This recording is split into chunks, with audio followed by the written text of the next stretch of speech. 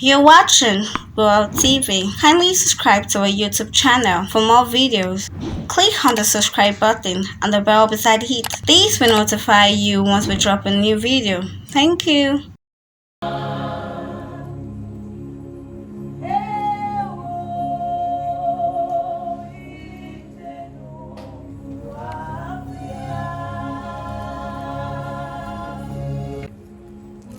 I am tired of life.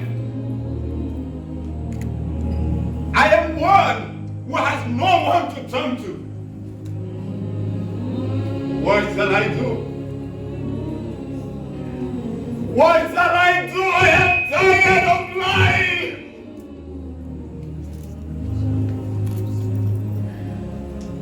Oh.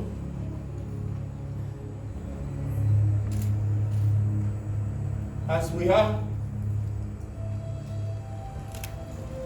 so she was. As she is, so shall we be.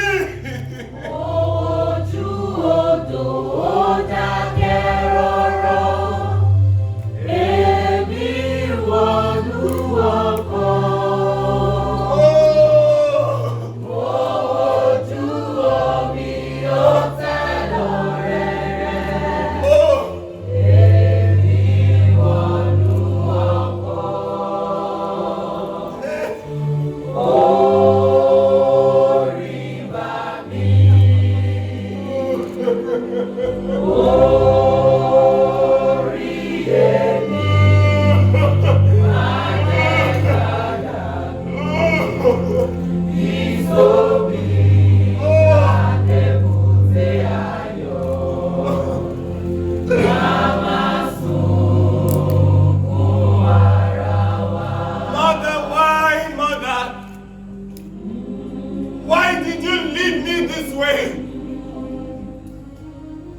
Now that you are gone, what is the essence of my life?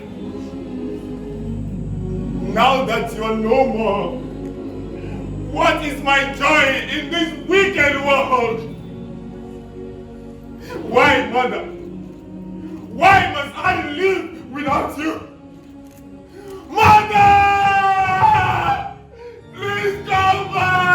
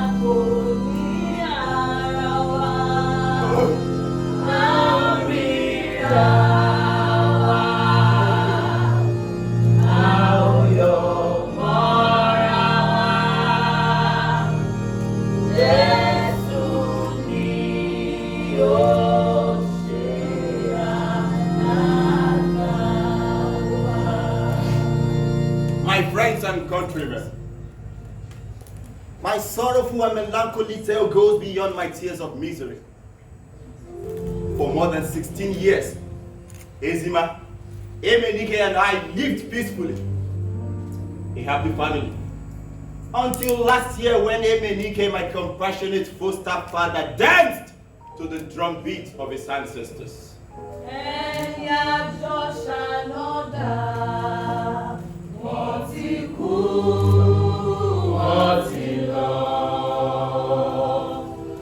Ẹni àjọṣò ní o, ó lè dọ̀la ká máa rí mọ́. May his soul rest in perfect peace. Although Emenike was not my real father, the story of my biological father was revealed to me only after Emenike and Ezima, my mother, had passed on to eternity. As the story goes, Ezima, my mother, was a beautiful daughter of a hapless blind beggar. She loved her mother so much that she was always beside her by the roadside.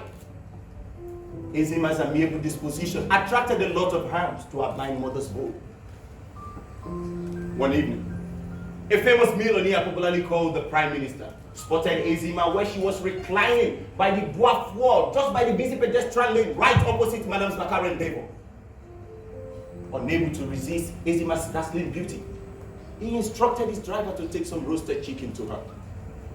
Ezima, speechless and astonished when the chicken was brought to her, accepted it with a sense of gratitude and quickly informed her blind mother about it. Just as the Prime Minister was about to step into his car, Ezima and her blind mother rushed to say thank you. Thank you very much, sir. Ah, you're welcome. What is your name? Ezima. Ah, Ezima, you are very beautiful. Thank you, sir. Thank you so much. Thank you very much, my son. May God bless you. Oh! Take it and leave us alone! She's my mother. Your mother? Yes. She came to thank you for the gift. Oh. Is your mother blind? Yes. Ah. It looks like an accident. Woman, what happened to your eyes?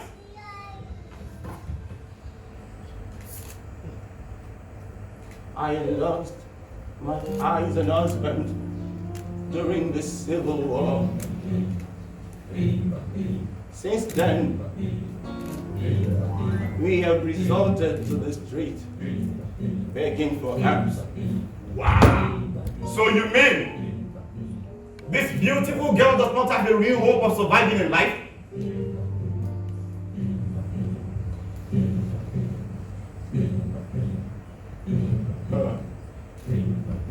We are war victims.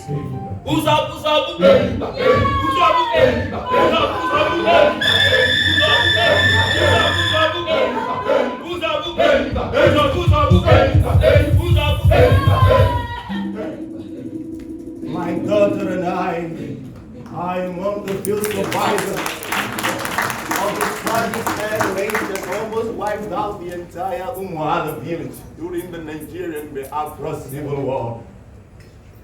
All of our blood relations were wiped out during the entire raid of 1968. Since then, when there isn't any hope of surviving in life, we resorted to the streets, begging for help. Oh, I can imagine what you and your beautiful daughter must have gone through. It's okay. Take this. Oh. Thank you. Thank you very much, my son. May God bless you. It's okay, Mama. It's okay. What is 20,000 naira? It cannot even solve the problem. I will try as much as possible to make sure that I bring your suffering to an end. See, Mama, what your daughter needs is a good job. That way, she can take good care of you and herself. Huh. But my daughter only had first school leaving certificate. She dropped out of school when the war broke out. It's okay, not a problem. I have actually been looking for a smart young lady that will serve as my personal assistant. And Ezima here seemed good. Ezima, here is my complimentary card. Come to my office first thing tomorrow morning to receive your appointment letter.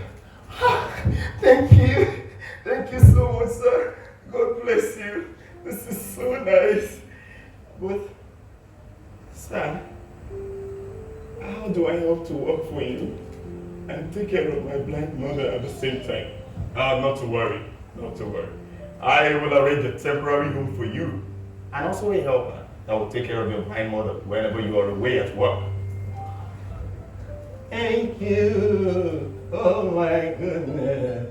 Thank you so much, my son. We do not know how to thank you for your kind gestures. May the good Lord continue to guide and protect you all the days, all the days of your life.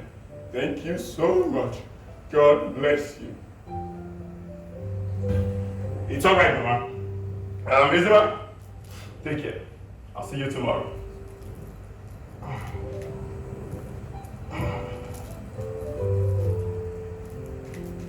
As soon as the Prime Minister drove off, Ezima and her blind mother hurried back to the uncompleted building where they stayed.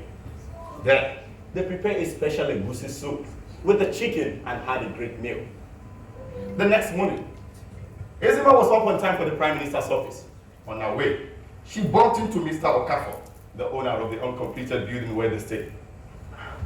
Good morning, sir. Hey, what's up, man? Good on. Good morning, man. How are you? I'm very fine.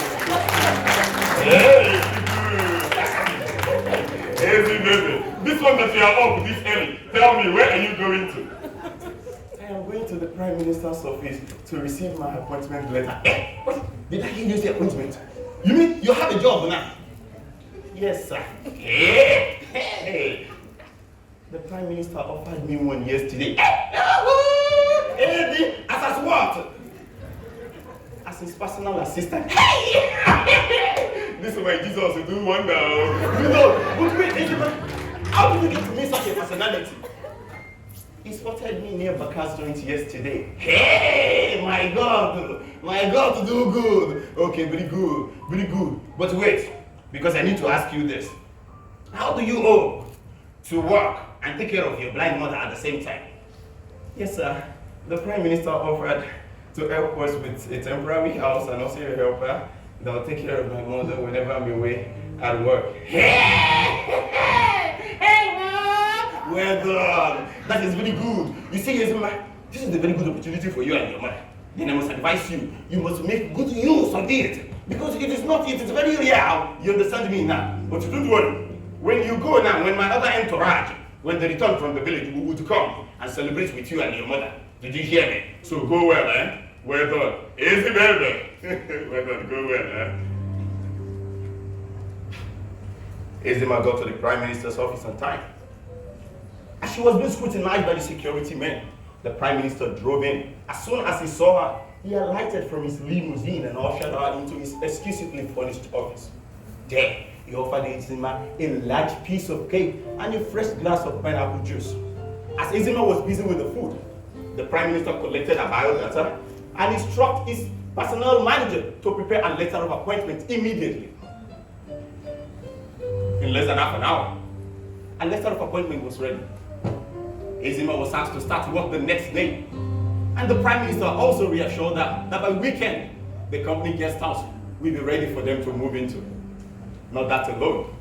As you know, that communication is the best, and data is life. Ezima was given a phone and also data worth of 25,000 naira every month, courtesy of the best telecommunication ever, Airtel.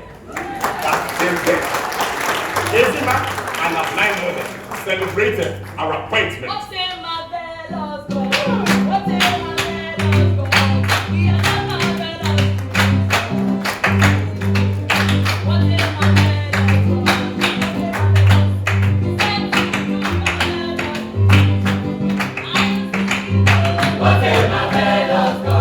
What if my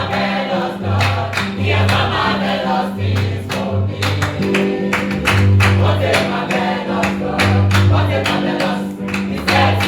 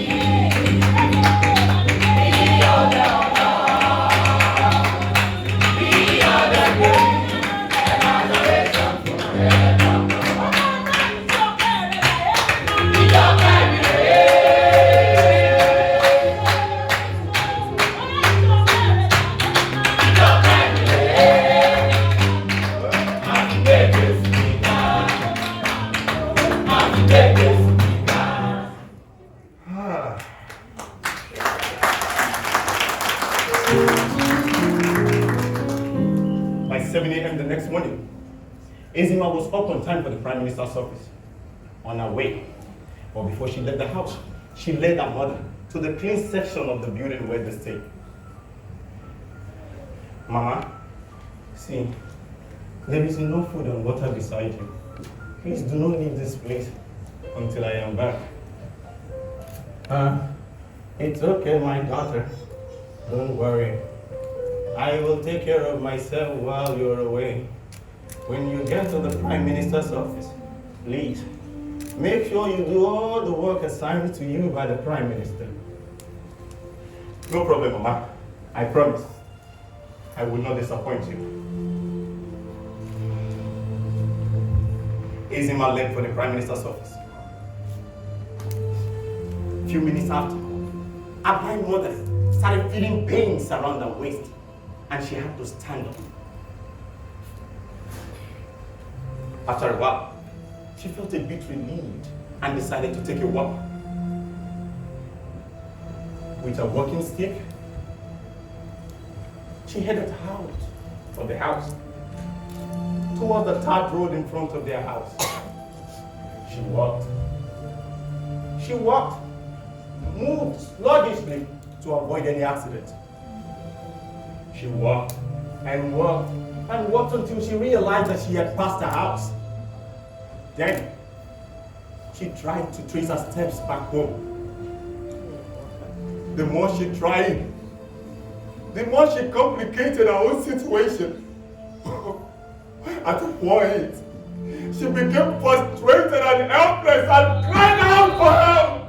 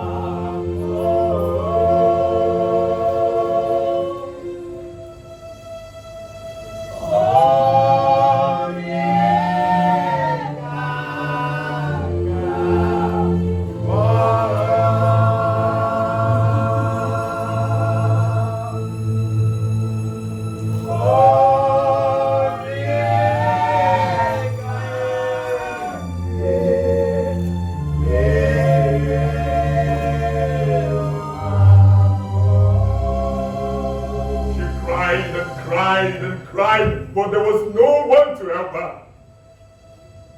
She walked.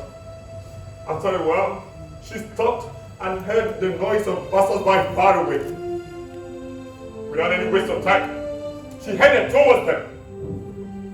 When she got to the tight segment of the road, she stopped, listened, strained her ears so that she could hear the sound of advancing vehicle. But there was no sound at all. The road seemed quiet. Then she began to walk faster. Just as she was about to cross the road, an unsuspecting motorist trying to negotiate the sharp bend where she was knocked her down.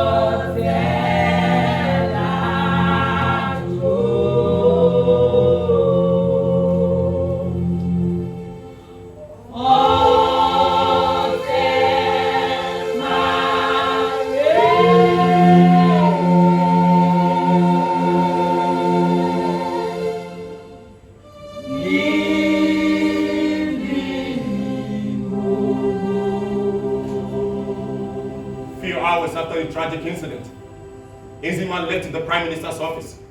On her way home, she bought some bananas, oranges, and headed towards the third road that terminated the major road leading to their house. It was just about 5 blocks from their house. She saw a small crowd and could hear wailing noise. She headed towards them. Just as she was about to get close to them, the wailing noise reduced drastically. This alone increased her curiosity to find out what happened.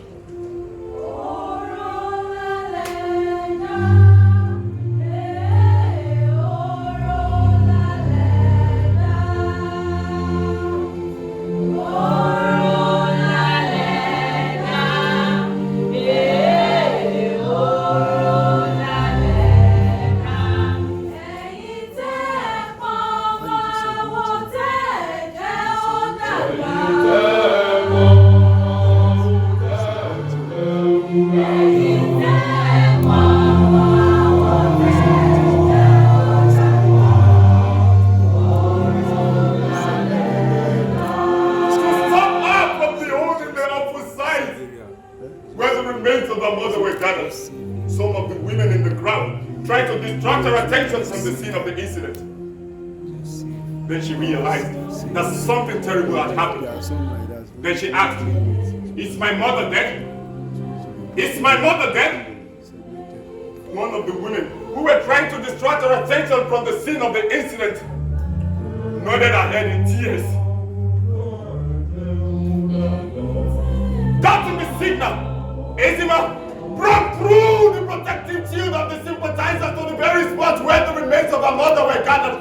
Unable to absorb the horrifying shock, she fainted on the spot.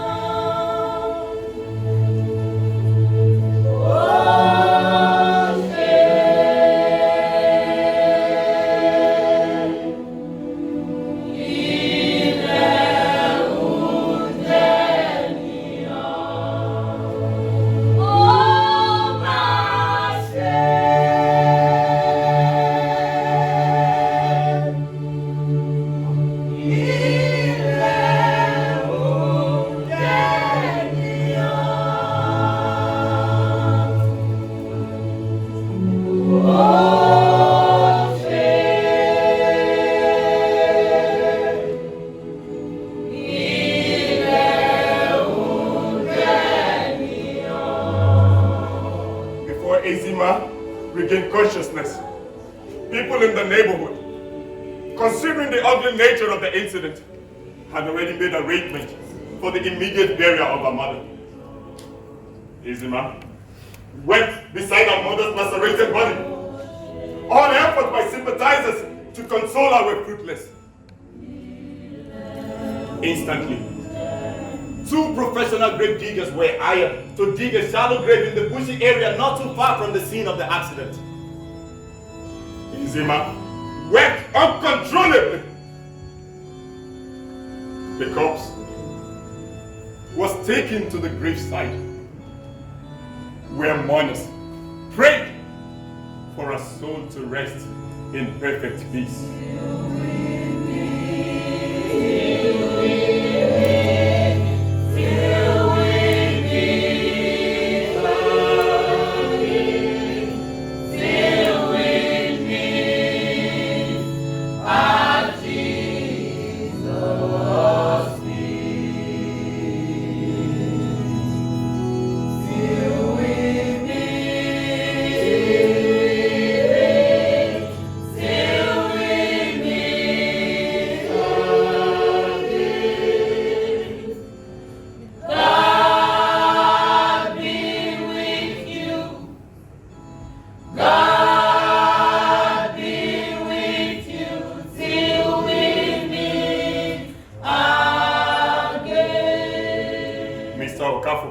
Led Ezima out of the graveside. Led her With shaky hands, Ezima scooped some wet sand and dropped it into the grave where they had placed the remains of her mother. Mr. Okafor led her out of the graveside and asked the grave diggers to fill up the grave.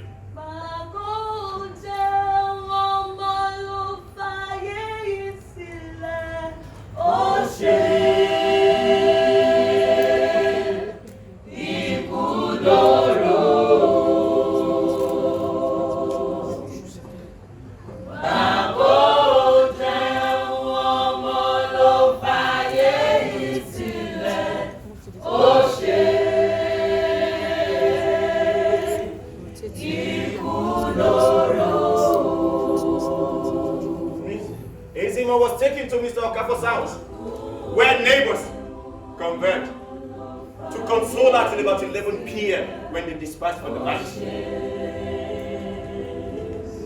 Mr. Okafor, a local baker, whose bakery was just some 3 miles away from the house, insisted that Ezima must sleep in his house with Adapu that very night, since his other family members had traveled to the village. He observed his usual night prayer with Ezima and Adapu and hurried to supervise that night duty in his bread factory. He hoped that Ezima's presence would help. Yet Adapu's presence would help Ezima back to normal.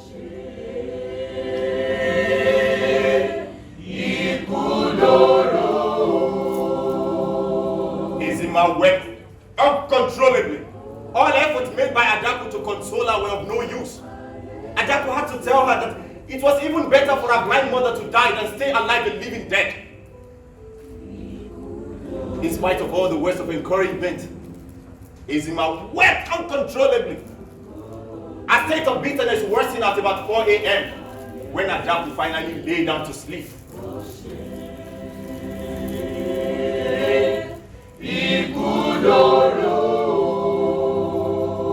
In that condition, Ezima developed a strange phobia for resistance and a sudden desire to terminate her own life.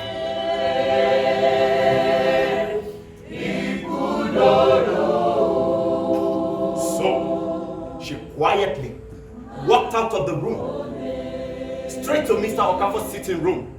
She opened the exit door and straight off.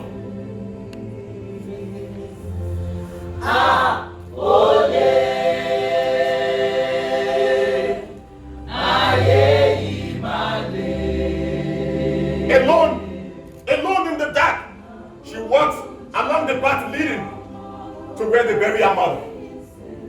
When she got to the grave, she plucked a green leaf by the graveside, wiped her tears with it, dropped it on the grave, and proceeded on her mission.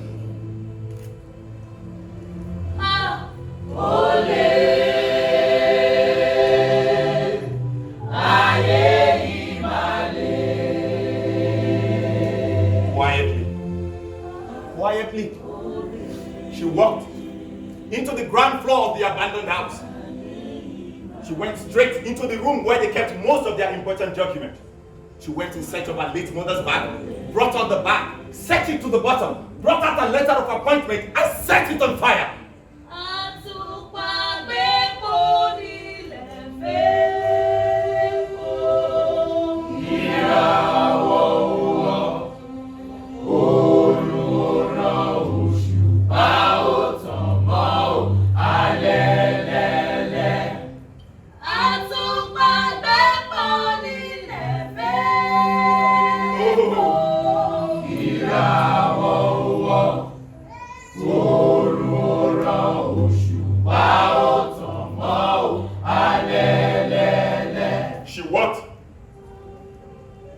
Into the topmost floor of the abandoned house.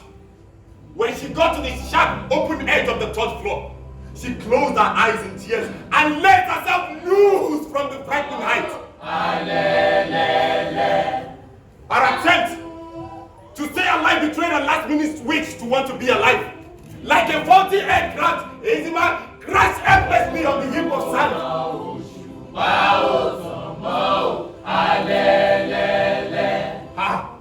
Her right leg, which was the first part of her body to hit the ground, was badly fractured. In no time, the fractured leg began to swell in all directions. Ezima, still unconscious, a mixture of blood and fluid gushed out from her nose.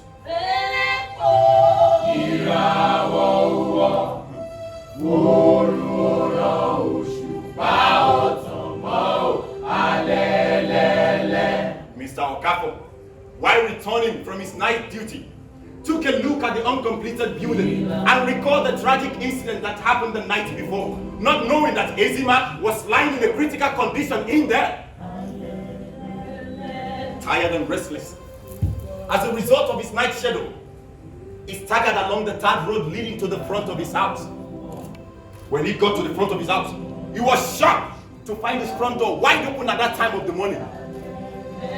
Cautiously, he walked into the house, trying to confirm what must have gone wrong. Adaku, in a frantic search for Ezima, collided with him at the doorstep.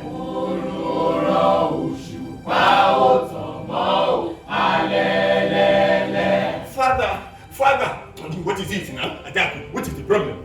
Father, is Ezima? What happened to her? What about Ezima? What happened to her?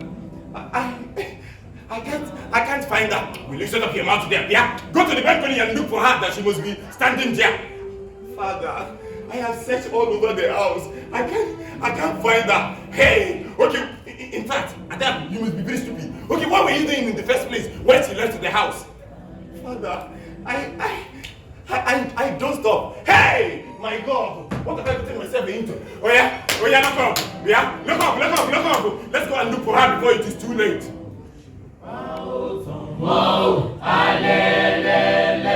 Adaku and her father hurried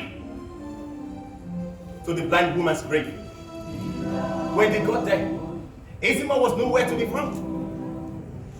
But the footprint and the green leaf on the grave could tell that she had passed through there.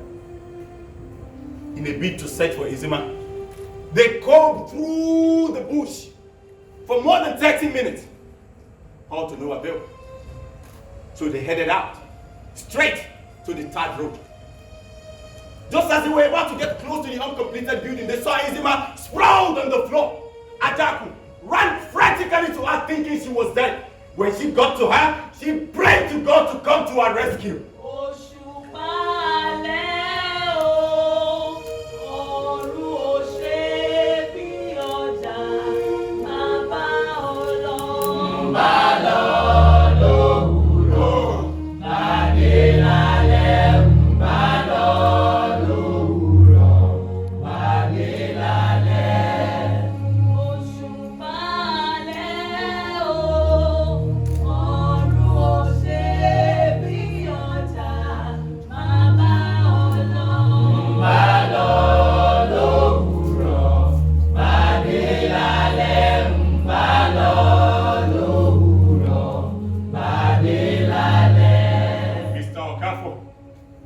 Went through a momentary mental struggle conjuring the pictorial idea of the terrible force of violence he must have gone through to have sustained such swellings and bruises.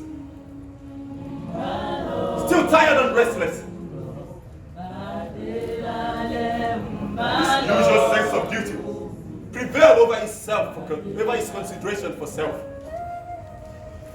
Without any waste of time, Adaku helped her father and they carried Ezima. So the tarred road started flagging down on oncoming vehicles. For several minutes, all of the vehicles that stopped drove up after seeing Ezima's critical condition. It was not until about 45 minutes after that a good Samaritan, after listening with keen interest to Mr. Okafor's plight, decided to help them with Ezima to the hospital. All efforts to get to the hospital on time were of no use. Mr. Okafor had to plead with the hospital's officials to admit Ezima. The hospital's officials, in a most mercenary manner, said that they must deposit 30,000 naira before Ezima can be admitted into the emergency section.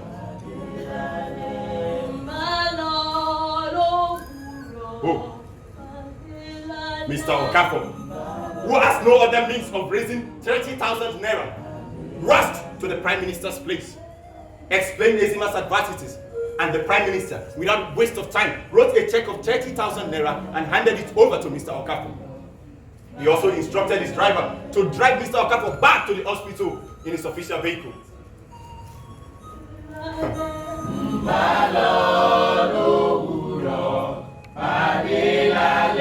To offset on contingencies, the sum of 20,000 naira was given to Mr. Okafor, and also a personal memo to be delivered in person by his driver.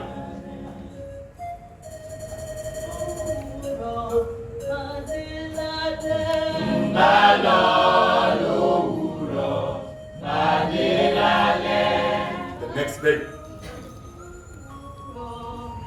the medical officer, as soon as he received the Prime Minister's memo, called on every medical officers on duty to move Ezima from the casualty section straight into the emergency section.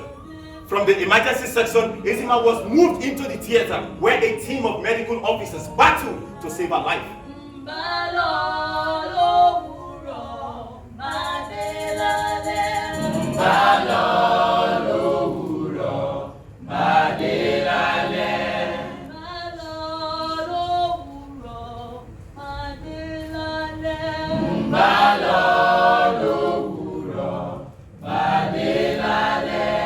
The next day, the Prime Minister visited the hospital.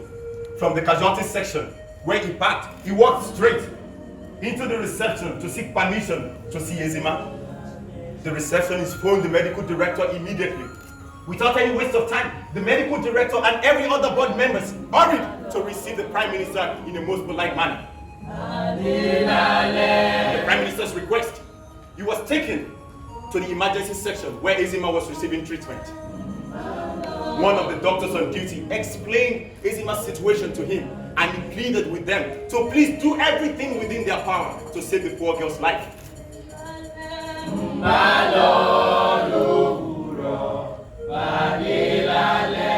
2 weeks after Ezima had been admitted into the hospital, Mr. Okafor, who has been in constant touch with the hospital, sent a message through his daughter Adapu to the Prime Minister, informing him that Ezima had finally regained consciousness.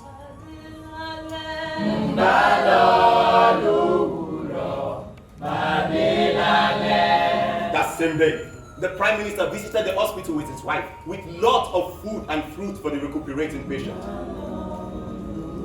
From that day, on the Prime Minister's instruction, food and beverages were taken to the hospital for the 2 months she had to stay in the hospital.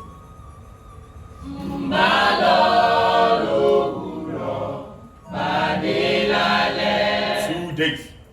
2 days to Ezima's discharge. The Prime Minister wrote a check and sent it to Mr. Okafor to clear Ezima's hospital bills. That same day, Mr. Okafor visited the Prime Minister to explain Ezima's poor living condition. He was shocked and surprised when the Prime Minister offered to take total responsibility of Ezima's welfare.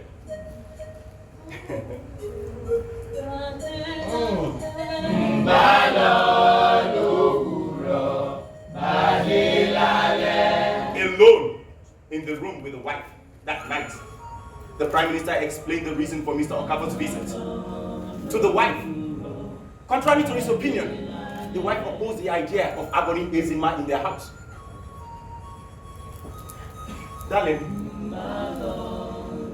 I just want to ask, please, are you bringing in that girl into this house for real? You have a problem with that? No problem at all. I am just saying, and I just want you to know that that girl is grown and very beautiful. And what has that got to do with the situation on the ground? If that young lady were to be your sister, would you have asked her to go back to that uncompleted building in that condition? No problem. Darling, no problem.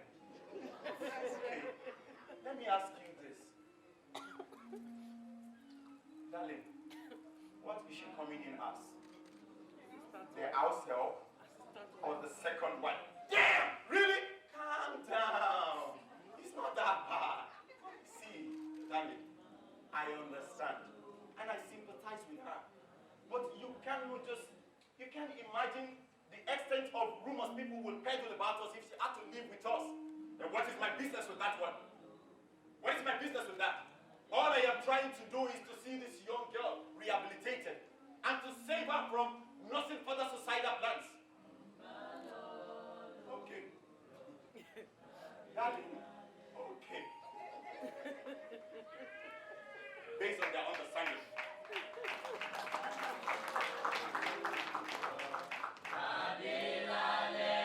Based on their understanding, Ezima was received into the Prime Minister's home. That very day she was discharged from the hospital.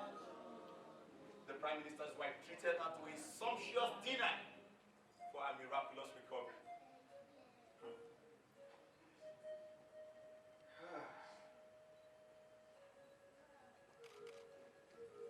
The festive weekend on which Ezima was received into the Prime Minister's house finally came to an end. Monday morning ushered in the normal brisk-like atmosphere that is characteristic of the Prime Minister's house. By 5 a.m. on the dot, the exit of the night security guard coincided with the arrival of the morning security guard. 6 a.m. on the dot, Emenike, the house help, was already taking care of his master's needs. By 7 a.m. on dot, the Prime Minister sat for breakfast, which lasted just for 10 minutes, after which he was driven in his official vehicle to work. Ezima, who was yet to come to grips with a new home, woke up around 8 a.m. and headed. She had a bath and headed straight to the living room. Emenike greeted her and told her that her food was ready. Emenike led her to the dining table. She had little or no appetite. She nibbled at the food, wondering what she was doing in such an unusual place. She reviewed her thought for the umpteenth time, wondering if it was not even better for her to go back to her former house than live in an illusory existence in the Prime Minister's house. Still in that mood, the Prime Minister's wife entered. Madame's presence interrupted Ezima's solitary mood. She jumped up and greeted her mistress in a most polite manner. The Prime Minister's wife answered and told her that she was going to the market. Ezima sought permission to go to her former house. But the Prime Minister's wife objected, saying that she should forget about that place for the time being. But that question alone triggered fear in the Prime Minister's wife, who was already dressed to go to the market. That way, she instructed Emenike, the house help, to take close monitoring of Ezima's movement around the house until she is back from the market. A few minutes after the Prime Minister drove off,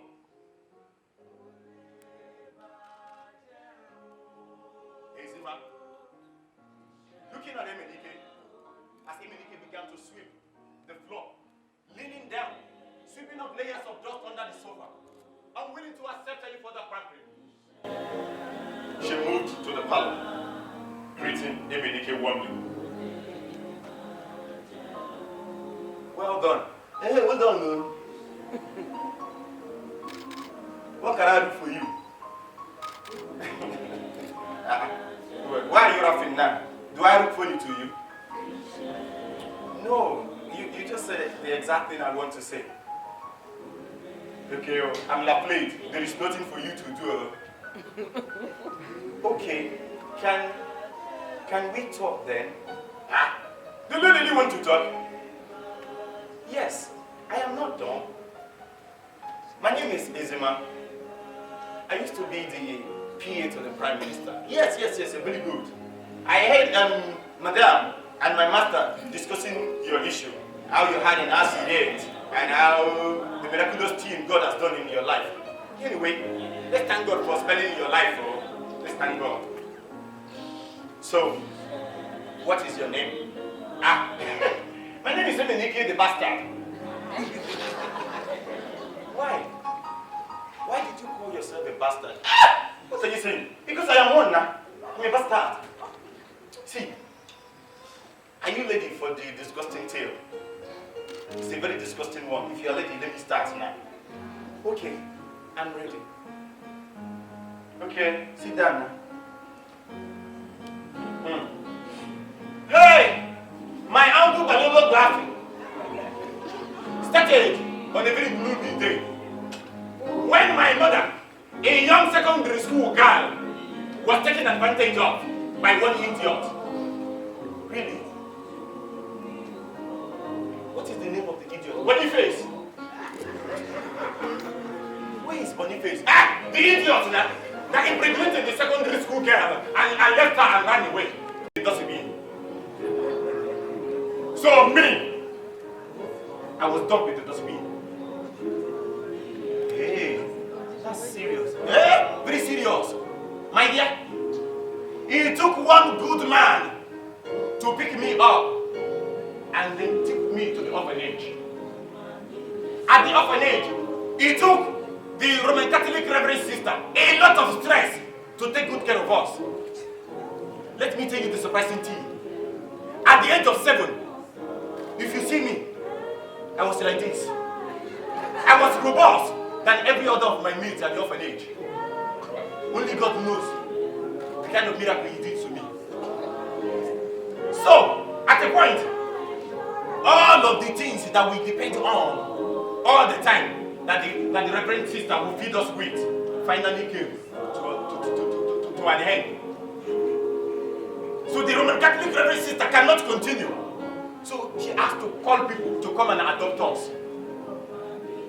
That is how one man called All for Gold came to the orphanage one day and started away with me and Jose Mina. Okay, so where is Jose Mina? My only friend, the only friend I have at the orphanage.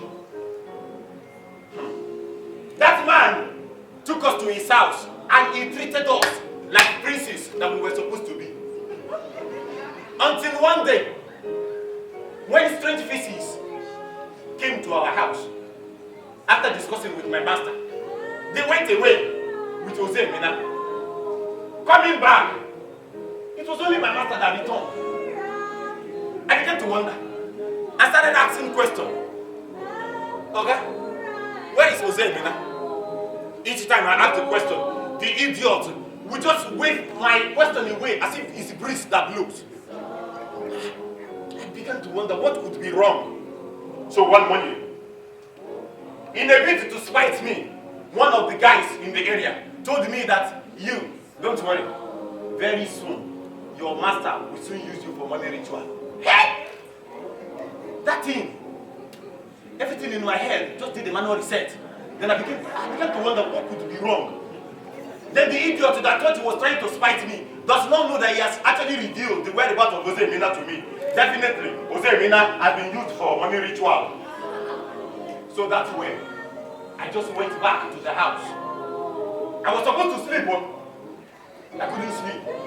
All of the cola nuts left in my bag for months, I brought them out. Then I started eating them one after the other. My eyes were wide open like this in the middle of the night. At about 1:30 a.m. and 2, when I know that witches and wizards are outside like this, trying to tell people destiny, I did not mind them. I headed out.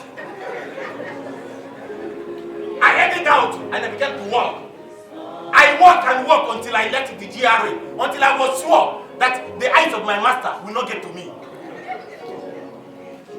So I continued like that. Not knowing what to do, I returned to the dustbin. I started to scavenge.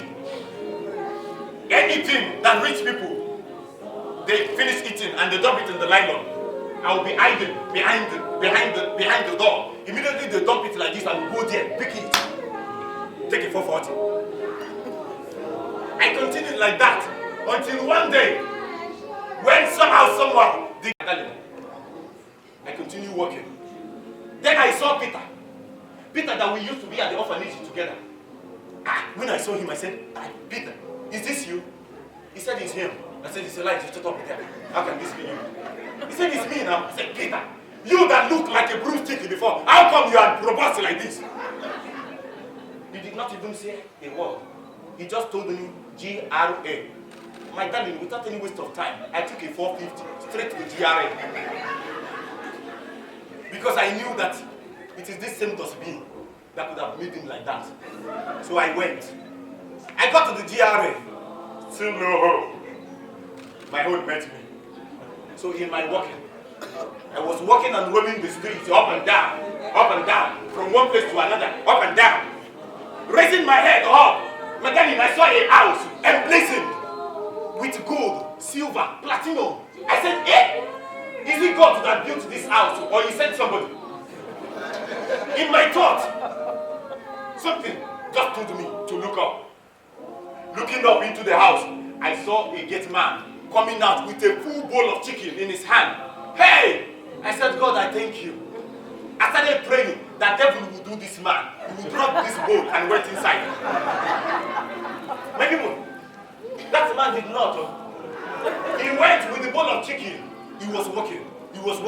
To my surprise, he went straight to a cage where there is dog inside. I said, Jesus, so you are going to open this dog down to scavenge on this chicken? When God will help me, a miracle happened. The idiot forgot something. He dropped it and went inside.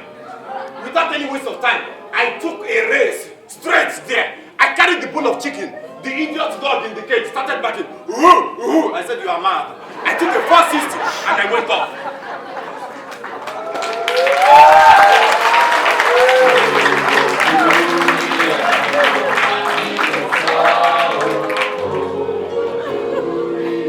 In his hand. The idiot did not mind. He continued. When he would do the worst, he started dragging me and he was going to release the dog to scavenge on me. As he was going to open the gate like this, the Prime Minister drove in. And the Prime Minister said, hey, leave him alone. He said you will not leave me alone. I said, what is your problem, this man? Prime Minister, who eyes for commoners like us, said, leave him alone, I said. The idiot left me. I went on my knees. I started appealing to the Prime Minister that it is the situation of things, so hunger has killed me in every aspect of life. Then the Prime Minister said, it's okay, don't worry. And he told the idiot to go and give me water to bathe. That idiot, that devil has built a flat in him. He took me and he left me at challenge. The idiot went to Ring Road and started throwing me a bucket of water from there to this place. I did, and I had a change of clothes.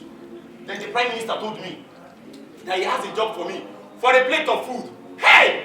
When I had a plate of food, after how many days? My mind went off and he showed me his garden that looked like a thick forest already. He told me to clear it for a plate of food. My darling, under 10 minutes, I turned that place to a lemon grass, a carpet grass, where people play football. And the Prime Minister, he was shocked at my dignity for labor. He said, you are going nowhere. You will remain my gardener in this house. Hey, I was very happy.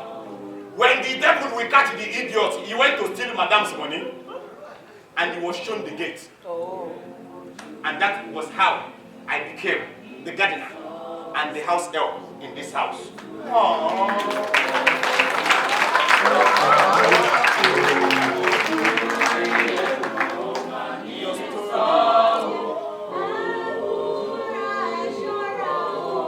Your story is very pathetic. Pathetic again. What has pathetic got to do with it?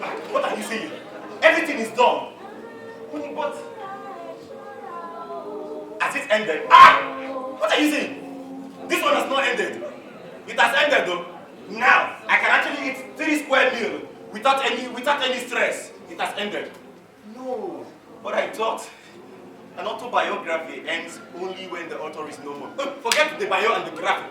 What has that got to do with what is on that? I said I am now the bona fide gardener and house help in this house. You're right.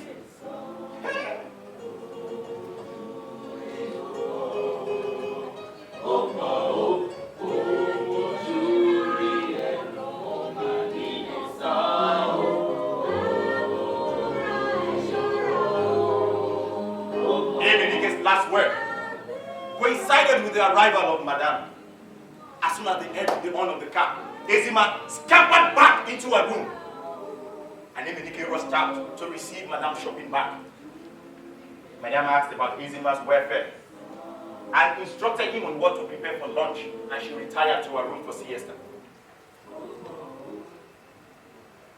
Within the first few weeks of Izima in the Prime Minister's house, the Prime Minister's wife fell in love with her and had to beg her husband to allow the poor girl to stay permanently as the house help in their house. She argued that Izima's presence will reduce Emenike's burden of being a gardener and a cleaner. Good. So,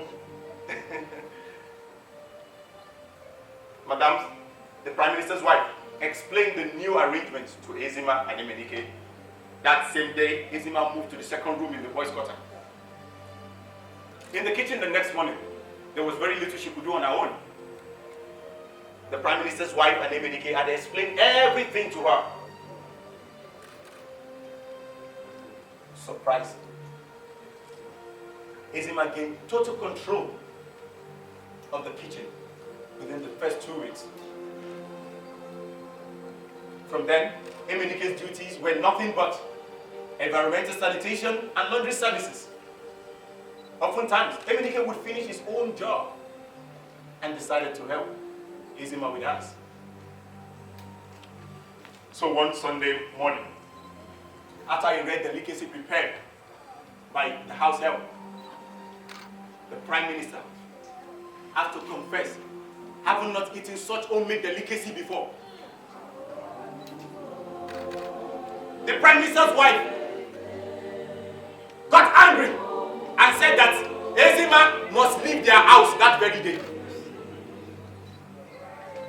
But after so much words of endearment from her dear husband, she was appeased and allowed the poor girl stay.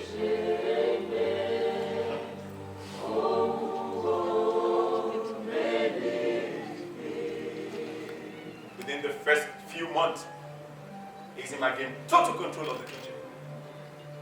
After the incident, the Prime Minister's wife had to travel to the United States of America to visit their only son that is studying at the North Carolina State University in California. The evening of the day she traveled, Izima noticed a sudden change in her master's attitude. The Prime Minister, who would always sat for dinner at 7, did not even turn up at 10 p.m. Wondering what must have gone wrong, she went straight to her master's door. Knock, knock, knock, knock. On the fourth knock, the Prime Minister answered. Come in. Sir, your dinner is ready. Go and get me a glass cup. She hurried and returned with the glass cup. Here it is, sir. Right. Sit down. The poor girl sat down as she awaited for the response. The Prime Minister filled the cup with sweet coconut rum and handed it over to Izima. At first, Izima was hesitant, but after so much words from the Prime Minister, she accepted the drink and drank the entire drink, not knowing what she had accepted.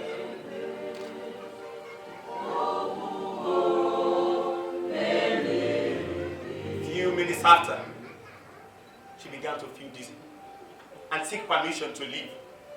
Her master granted the request. Just as she was about to get close to the door, her legs failed her, and the Prime Minister caught her mid-air and carried her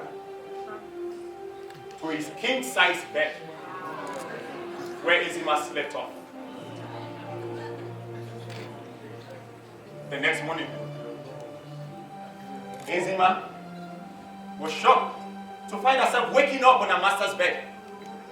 To her, it was as if he was dreaming. Turning to the other side of the bed, she saw her master stark naked. Jeez! The rest of the divine letters stuck in her throat. Then she felt something like a sledgehammer on her forehead. It was headache from the severe alcoholic intake. Then she covered her eyes in shame as tears roll down my cheeks.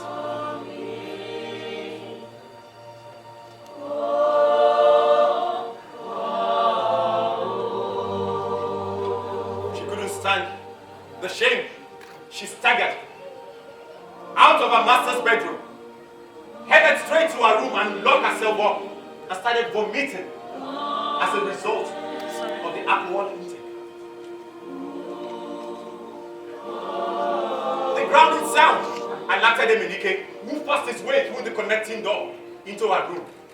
He helped her until she felt better. Then, Ezima said that she wants to leave the Prime Minister's house. But Adedimeji objected, saying that she should wait until she finds a new job. Since then, Ezima would not even step out of her room. Neither did the Prime Minister question her deliberate absence from work.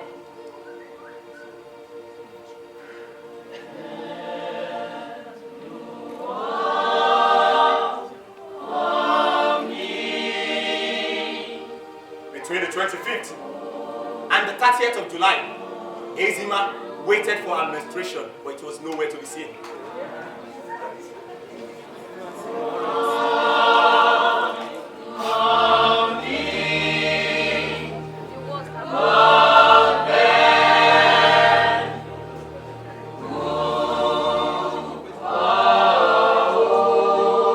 Could she be pregnant? Is there a mistake somewhere? She consulted her record. There was no mistake. Ever since her science teacher taught her about her menstrual cycle, before she dropped out of school, she had kept a reliable record. Making a mental note and asked God to bless bloodliners.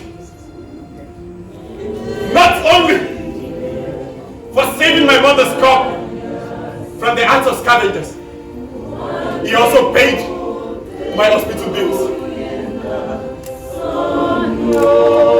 Oh. The next morning, he took me to my mother's tombstone. After his morning prayer, when I left there, I went back to the zinc structure that we rented. Our landlady, that has traveled for more than a month and a half to visit the husband, returned. She was shocked to find a lot of people around my mother's room. So one of the neighbors explained the situation to her. She did not say a word to me. She went straight into her room and locked herself up. I expected condolences remarks. None. The next morning, she came to my door, knocked on my door. Wake up! Wake up! And she told me to pack out of her house. What is it? She started calling me all sorts of names. Oh no, she. Amwale. Kota, you have killed her. Adibeko, you have killed her. You acted as if you did not know she had gone mad. Kinshomo. Omorekorie. Omwali. Pack out of my house, oh! Get out of my house! Go in search of your father! Get out of my house! I tried to explain to her that my father died some months ago.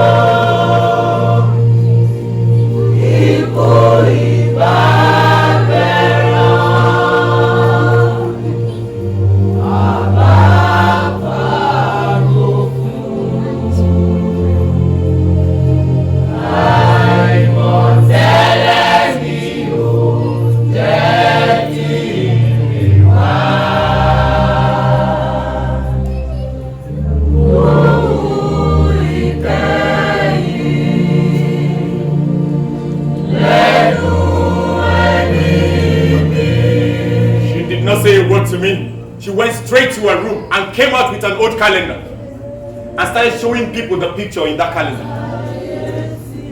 That picture looked so much like me, more like an older version of me. And she started telling people that Emenike was not my real father and that I should go in search of my father instead of roaming the street like a bastard. What could be wrong? I went straight to Enyinia, Emenike's best friend. I was surprised when Enyinia confirmed that the news was nothing but the truth and that they had to hold it, what my mother went through in the Prime Minister's house. Puzzled by that photograph, I left and went straight to the GRA. When I got to my father's house, the gate man, who thought I was his long-lost son that I just returned, went in to inform the Prime Minister of my arrival. The Prime Minister, who was not even willing to set his eyes on me, told him to get me out of his house.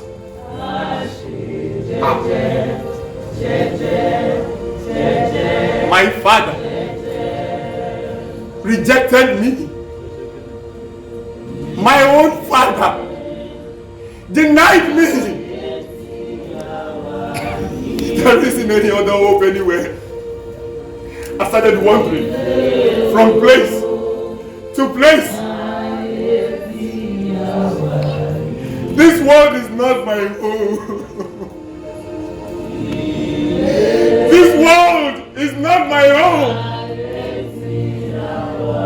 My father denied me. My mother is dead. I am now a wanderer. This world is not my home. This world is not just my home. As I wandered along the road destitute, I realized that I was not even the most unfortunate man on earth. I realized that there are people who will be willing to find themselves in my shoes. Blind beggars on the roadside. Mad men and women. Abandoned children who have become problems to the society. Including thousands of unemployed graduates who have reverted to the shameful position of pickpockets, armed robbers, prostitutes, terrorists, and suicide bombers.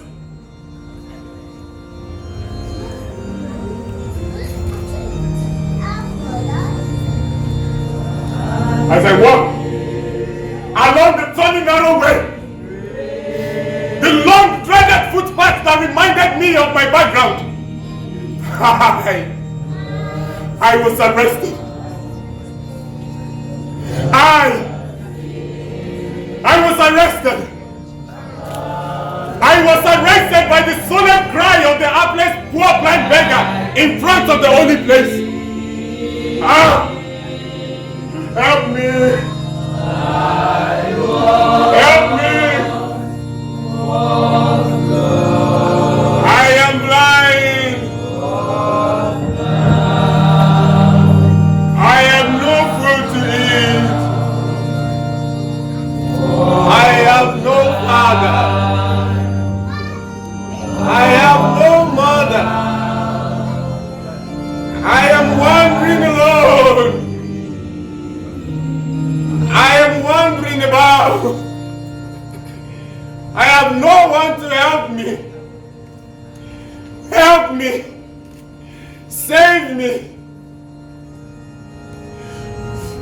As I listened to the sorrowful song of the poor blind beggar, I went to him. I dropped my last coin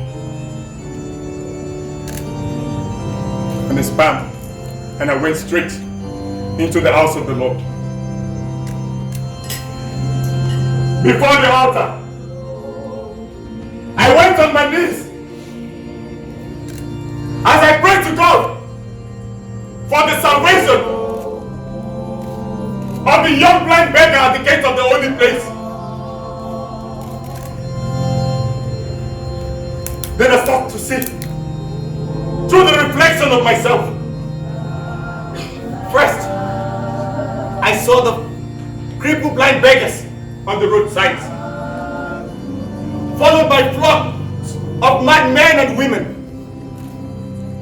including lots of frustrated unemployed graduates, all enslaved and at the mercy of their fellow men.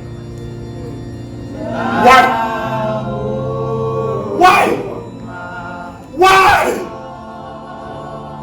Why do we live in this world in this way?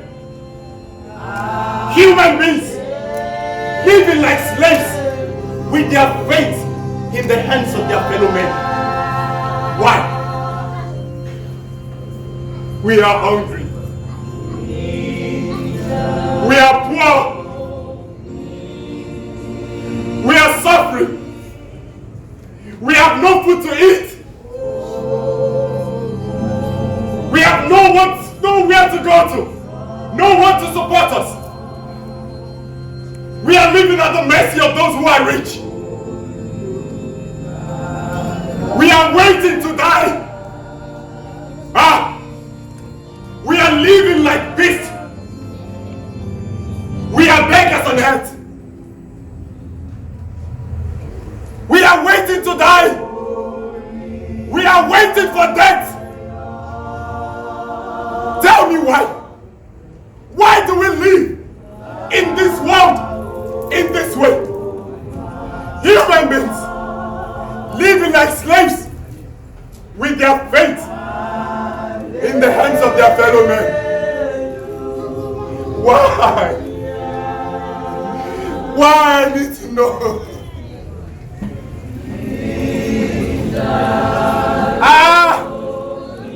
Abimbola, Thomas, why? Hi, sir. Why?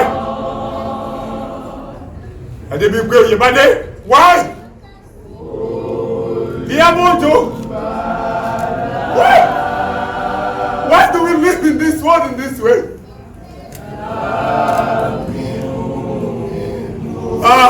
Mrs. Ali Beauty, why? Ambassador Bimbo, why? Can you see? Why? I am asking every one of you, why? I want an answer. Yarembo, why do we live in this world in this way? I want an answer. Why?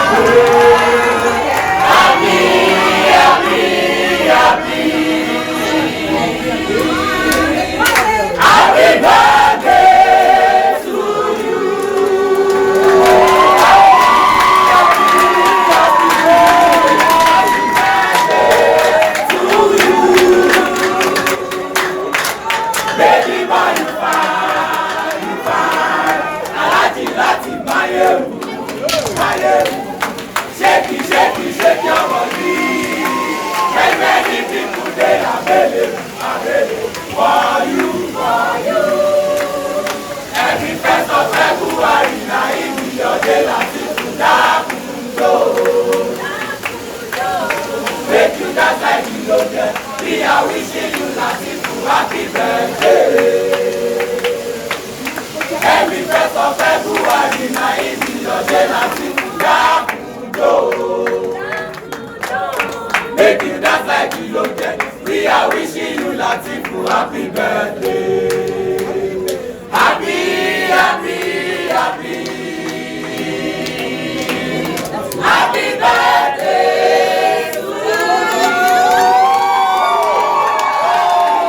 Happy, happy birthday to you. Thank you, everyone. Thank you so much. My father. Okay, my parents are here. Thanks for watching. Please don't forget to click the subscribe button. Kindly comment and share. Thanks.